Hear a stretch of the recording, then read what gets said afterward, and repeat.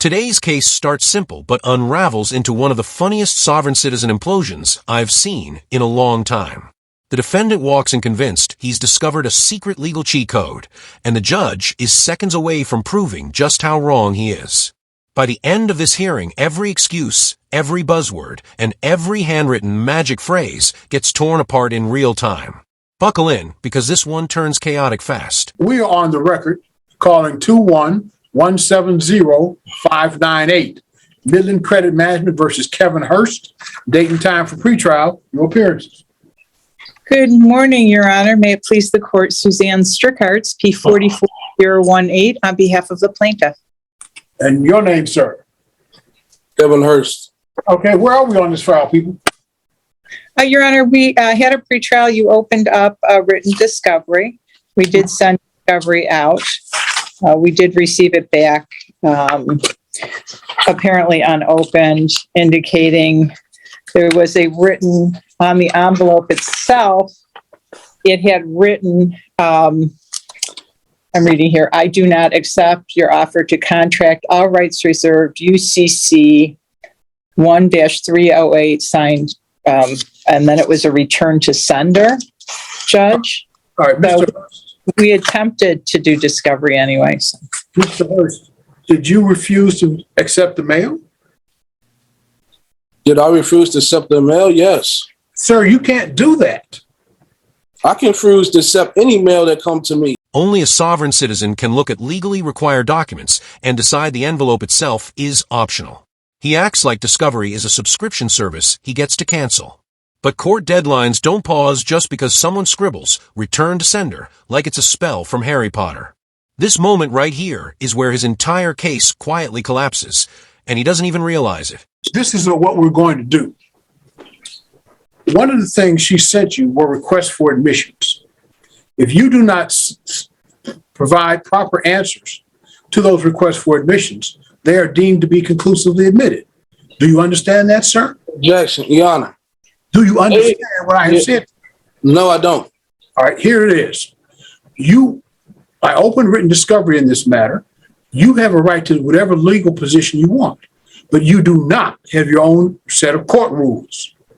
Among the things that the court rules provide when written discovery is open is that she can send you requests for admissions. Those requests for admissions are in writing, and they must be answered under oath and in a certain time frame. If they are not answered and filed in accord with the court rules, then they are deemed to be conclusively admitted. You will not be able to contest those things. And that was what was sent to you, sir. And that time to start running those started with the day they were mailed to you. Your Honor. You don't want to accept I'm not even sure. I do not have any understanding of this is my debt or not. The irony is unbelievable. He refuses to open the documents that explain the debt and then complains he doesn't know anything about the debt. It's like throwing away your map and then blaming the forest for being confusing. The judge is trying to guide him, but he's determined to stay lost, proudly lost. This is the moment the judge realizes this case is headed straight off a cliff. They just coming with these allegations. I'm trying to see and verify if it is. When they called me the first time, they should have sent out verified documents stating that the original creditor and who it was, and that I truly owe this debt. Well, Your Honor, I just indicate that we did attach to those. They already.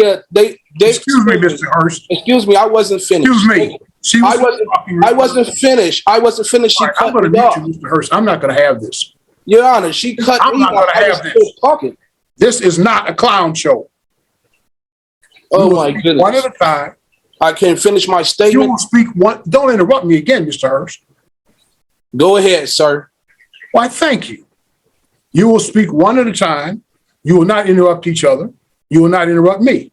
Do you understand what I have said? Mr. Hurst? I don't understand anything. Okay, fine. I don't even understand why I'm here. I'm going to mute you. I don't even understand what's going on. Watch the judge's patience stretch thinner with every sentence. He's explaining the basics, deadlines, admissions, court rules, and the defendant is responding like he's reading from a completely different book. Sovereign citizens always think they're playing chess while everyone else is playing checkers, but they never notice they're actually playing with missing pieces on the wrong board. Muting Mr. Hurst, and I will let Ms. Strickarts say what it is she wishes to say, then I will unmute Mr. Hurst and allow Mr. Hurst to speak. Ms. Strickhart, you were responding, Mr. Hurst. Yes, sure. I was just indicating that we did attach the account statements, the full chain of title and seller data sheet to the packet. So even though there was no requirement, we did want to provide that to the defendant. And so that was in, all of those materials were in the packet that was rejected, Judge. Well, let's let Mr. Hurst respond. Okay, so the understanding that I have is that they should have contacted me 5 days after they should have gave me documents 5 days after they contacted me about the alleged debt. I told them I have no recollection of the debt. Yeah, I don't even know enough information to admit or deny the allegations to the debt. So if they're accusing me of this debt, I would like to ask them a few questions so that they can verify that this debt even belongs to me. And that's why I refuse the packet, because I don't know if they're trying to. This is where the trap fully snaps shut. Because by refusing the first packet and answering the second one incorrectly, he accidentally agreed to everything he fought against. The judge isn't mocking him. He's simply reading the consequences of the defendant's own paperwork. It's like watching someone set a fire, forget about it, and then look shocked when the room fills with smoke. I didn't know what it was, so I sent it back. All right, let me explain it to you again. Whatever political views you have. I had no understanding that they were sending me these things. They didn't even tell me that they was going to send me. In the last court date, did they say, or did she say, we're going to send you something? Sir, I opened written discovery. That allows you to serve written discovery. That allows her to serve written discovery. And she did so. If you elect not to receive it, then that's on you. That's the risk, and you bear the risk of that. But I would urge you, and let me tell you, as I told you at the beginning, you have an absolute constitutional right to represent yourself, but what you do not have is a right to your own set of court rules. You may not be frustrating the court rules, sir, by refusing to accept mail. If that's the choice you make, then that's the choice you make, and you will have to live with the consequences of that. I would urge you, sir, perhaps you might want to get counsel, because I don't think you understand the process, and I'm not at all sure you understand the consequences of the choices that you are making. However, as I indicated, you have an absolute constitutional right to represent yourself. I would urge you to get counsel. So I'm going to give you another date. And sir, she is going to do what she does to represent her client, and you're going to do what you do. And if the court rules will cut. Question. They are claiming that this debt belonged to me. Would they have to produce all the proof and verify that this debt belongs to me? The plaintiff has the burden of proof, Mr. Hurst. That's right. So she had to produce the proof that this debt belongs to me, right? She has the burden of proof. Okay. Thank you. All right. Judge, I'm sorry, Ms. Strickhart? Your Honor, would it be possible for us to receive a motion date for, say, mid-July? Let's give him one more opportunity. Oh, you want me to resend the packet, Judge? I want you to resend the package. And sir, let me urge you as strongly as I can. So receive and open the package. Because if you do not, the request for admissions will be deemed to be conclusively admitted. The lawsuit, as a practical matter, will be over. Do you understand what I have said to you? Yeah, I understand. I got a question. Should they have sent me something before they send me this package since the last court date?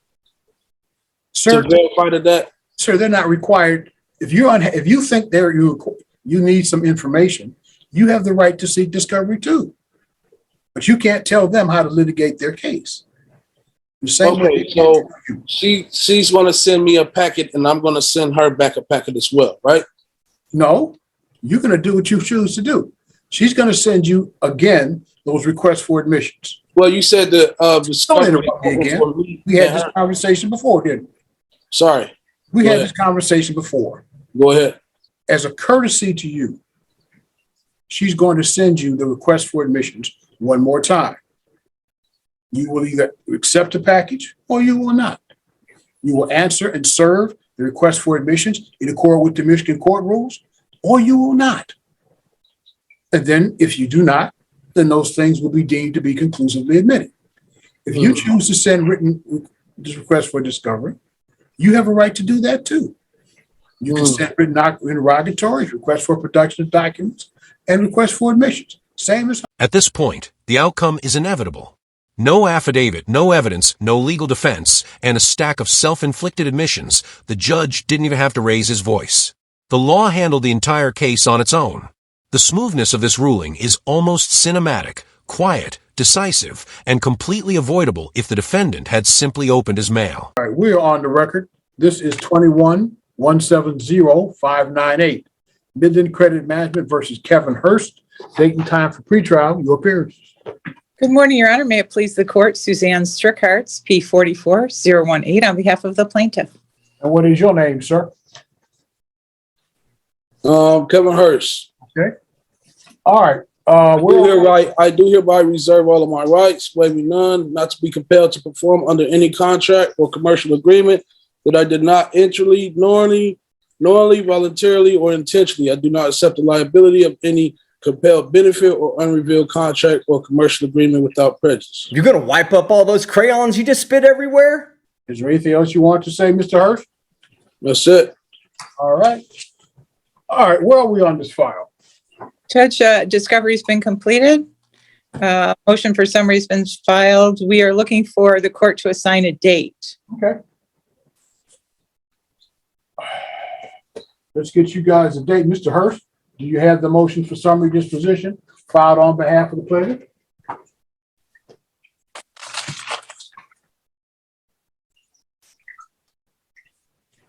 It looks like this. What's that? It looks like this. I'm asking Yeah. you first if you received the motion for summary disposition filed by the plaintiff. Do I have it? Yes, sir. Yes. Okay. Then let's set you a date for hearing and we'll move on. Does July 26th at 10 o'clock, does that work for everybody? Yep. Yes, Your Honor. Okay. July 26th at 10 o'clock, we will hear the plaintiff's motion for summary disposition. Sir, if you wish to file and serve an answer to that motion for summary disposition, you must do so within the terms provided in the Michigan court rules. We'll hear the motion July 26th at 10 o'clock. Again, sir, if you want to file an answer, be sure to serve both the court and the court has had an opportunity to review the pleadings here. I was particularly interested in the request for admissions that was served by the defendant. Request for admission number 3. Does the plaintiff admit and have proof that the allegations against the respondent are true and accurate with all documentation being verified, signature and seals? These were admitted.